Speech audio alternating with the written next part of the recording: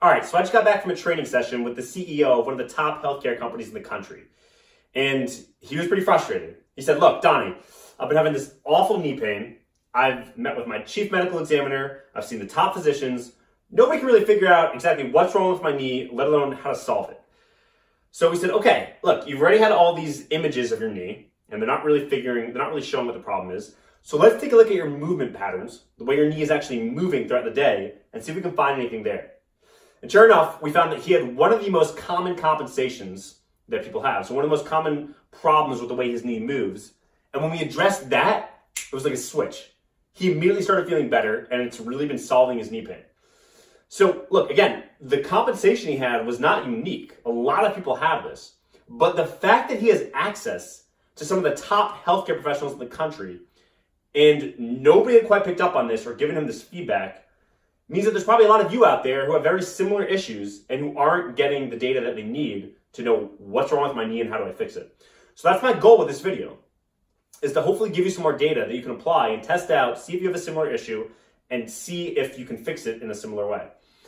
So the first thing we did was I said, okay, show me the positions or activities that cause the most knee pain for you throughout the day. And he said, it's always worst when I'm bending down to pick something up. So I said, okay, show me how it looks. Show me how you bend down to pick something up.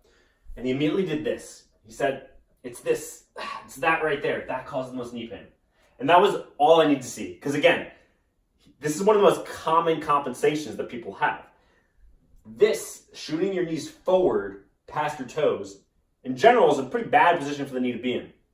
So you're putting all that stress into the knee joint. And it's the exact opposite of the way that we naturally move. So you can see this, if you have a toddler or 2-year-old at home, watch him. Watch the way he naturally moves throughout the day. Toddlers will naturally have great squat form. They'll always be in this position here. So they're not forward with their knees past their toes. They're back here, and they'll naturally hang out here all day. And it's not until we get older, we start sitting in chairs, and we never get past this position, that we start losing some of that mobility and strength in the back of our legs. We get tight and overactive in the front of our legs, and then that can lead to that compensation of shooting the knees forward past the toes. And that can exacerbate, or in some cases actually cause the knee pain. So, okay, that's the test, right?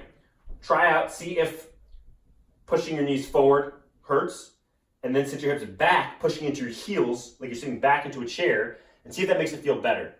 And for him, he was shocked, because he's like, wow, I'm still bending down to pick something up, but if I sit my hips back, the knee pain's almost completely gone. So that's the test to see if that's your issue. Now, how do you actually solve it? So what we want to do is strengthen the back of your legs, and we want to work on that mobility and basically train your body to squat correctly. So, we did a bunch of different special exercises to target the back of his legs to solve that problem, but I'm going to give you one main one you can use yourself. So we're going to do a goblet squat. We're going to add in weight for this. And you normally think about adding in weight as a progression, something that makes the exercise harder. But this is actually going to be a regression. This is going to make it easier, because the challenge is that if you're used to doing this all the time and compensating that way, then it might feel awkward and weird to sit your hips back, even though that's the right way to move and that's how we naturally move. If you're not used to it, it can feel weird or you can feel imbalanced.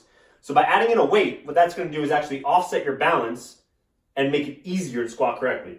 So this is the goblet squat. You grab a weight, hold it like a goblet. That's why it's the goblet squat. Hold it to your chest.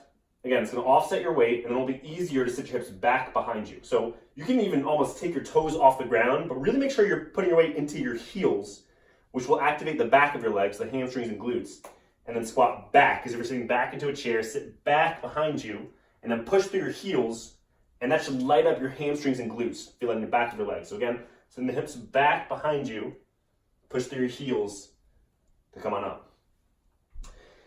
So try that out. I would do about 3 sets of 10 reps per day. Try it out for a week, see if that helps.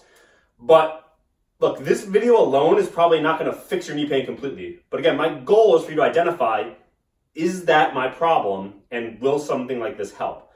Now, the last point that I want to clarify with you is that for a lot of you, you're probably watching this video and you're thinking, all right, this is all well and nice, but I have an actual problem with my knee, right? I had an ACL tear or a meniscal injury.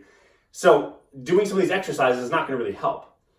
And what I want to clarify is that it's really, really common that you'll get an injury to the knee, and that's a short-term injury, but then what happens is because of that injury, it hurts to move normally.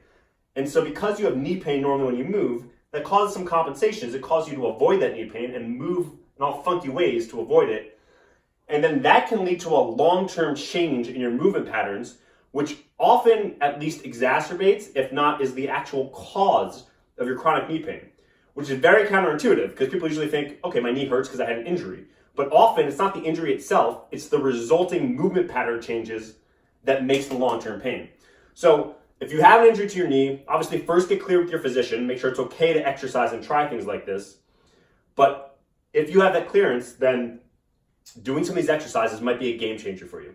And just to drive home my point, I want to let you know that I'm in this with you, right? I've had 2 knee surgeries myself.